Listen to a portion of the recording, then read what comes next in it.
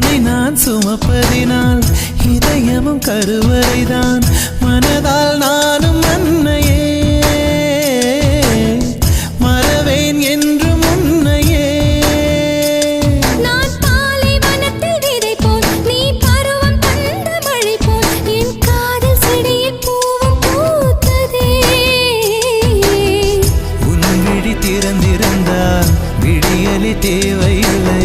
உன்னை நான் துறந்திருந்தால் உயிரது சொந்தமில்லை. இத்தனையும் இனி கிடைக்குமா? கிடைக்கும் கிடைக்கும், நான் கூட சொல்கிறேன். அழகே பிரம்மனிடம் மனு கொடுக்க போயிருந்தேன்.